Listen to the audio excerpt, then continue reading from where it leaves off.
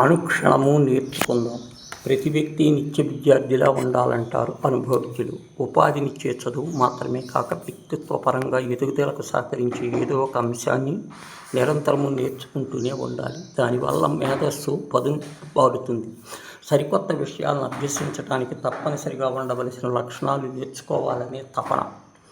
ఇది ఎంత తీవ్రంగా ఉంటే అంత త్వరగా మనిషి అనుకున్నది సాధించగలడు. వేద విద్యలో ప్రావీణ్యం సంపాదించుకున్నాడు హనుమంతుడు. గురువు కోసం అన్వేషించినప్పుడు సాక్షాత్తు సూర్యభగవానుడే అందుకు తగినవాడు అనిపించింది.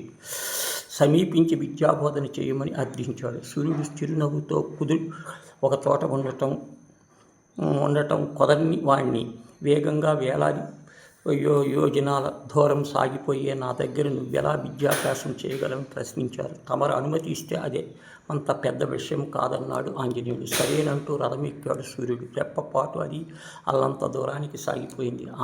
అంజనాసుతుడు ఏమాత్రం ఆలోచించకుండా గాలిలో ఎగిరాడు. సకల విద్యాసాగరుడు కావాలన్నదే మారుతి ముందు నడిపేది.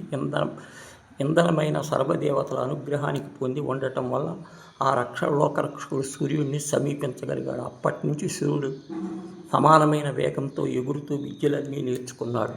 ఆంజనేయుడు శక్తియుక్తుడై తీవ్ర జిజ్ఞాస ఉండటం వల్లనే తర్వాత కాలం వేదని, ప్రవీణుడని, వాక్కుడని, సరైన విధంగా పలకటంలో సమర్థుడు సాక్షాత్తు శ్రీరాముడు ప్రశంసించాడు.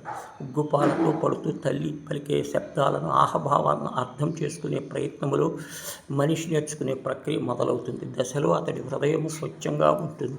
తొలుత తప్పుగా పలుకుతాడు, తప్పటడుగులు వేస్తాడు. పొరపాట్ల నుంచి నేర్చుకోవటం, అలా జీవితం కొత్తగా నేర్చుకున్న ఉన్నత స్థాయికి వెళ్ళగలడు. క్రమశిక్షణ, నిత్య సాధన ఉంటే ప్రతి ఒక్కరూ నేర్చుకోవటం రాణించగలరు. ప్రాథమిక సౌకర్యాలు కూడా లేని రోజుల్లో సూర్యగమనాన్ని తదేక దీక్షతో గమనిస్తూ కాలనిర్ణయాన్ని చేసిన ఋషుల పట్టుదలకు మనందరికీ ఆదర్శం.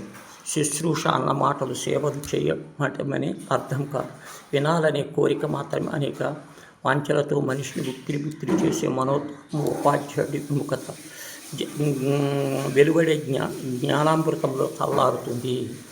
సాంకేతిక విప్లవం కారణంగా వర్తమాన సమాజం వేగంగా మారింది. నైపుణ్యాలను పెంచుకునే వారి కాలం వెనక్కి నెట్టింది. సంతృప్తి చెందటం, అస్త్ర సన్యాసం చేయటం సమానం. కొత్త విషయాలను అధ్యయనం చేయాలన్న ఆసక్తి ఉండాలని, కానీ అరచేతిలో ఇమిడిపోయే సెల్ ఫోన్లు సురాసుర గురువులైన బృహత్ర శంకరాచార్యులు సమానంగా అంతరించి ఆధ్యాత్మికత వరకు విషయాలను నేర్పిస్తుంది. మనం నేర్చుకోవటమే ఆలస్యము.